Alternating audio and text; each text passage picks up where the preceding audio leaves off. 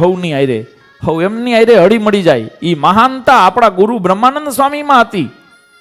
લો, અને એમની પરંપરાને આપણે દીપાવીએ ત્યારે આપણે ગુરુના ગૌરવને વધાર્યું કહેવાય, ગુરુના ગુણ આત્મસાત કર્યા કહેવાય. બ્રહ્માનંદ સ્વામી જેમ જ મુક્તાનંદ સ્વામી, ગોપાળાનંદ સ્વામી, આ બધા નંદ સંતોની પરંપરાનો આપણો સત્સંગ છે. અહીંયા મારા તમારા જેવા કોઈએ ઊભી કરેલી પરંપરા નહીં. હા, મજા આવે ને એકાદો નવો પંથ ચાલુ કરી દઈને, મજા આવે ને એકાદું નવું ડિંડક ચાલુ કરી દે, એ ન હાલે. કેમ બોયલા નહીં પછાભા તમે?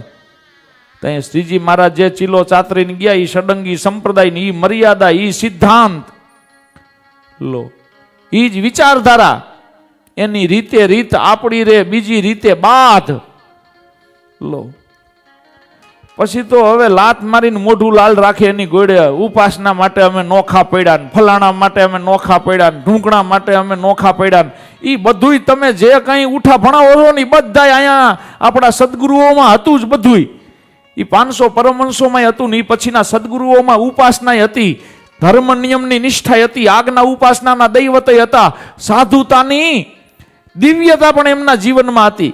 અને તોય કોઈ દી મૂળ સંપ્રદાયની મર્યાદાને ઓળંગીને ક્યાંય આઘા પાછા થયા નહીં. અને મનાવા પૂજાના ડોડરિયા જાગે, મનાવા પૂજાવાના, અને કાંઈક નોખું તાણવાના વિચાર આવે ને પછી કહે છે ઉપાસના માટે અમે નોખા પડ્યા, ધર્મ નિયમ માટે અમે નોખા પડ્યા. ઈ નોખા પડ્યા ઈ જ આપણું કપાળ ફૂટ્યું.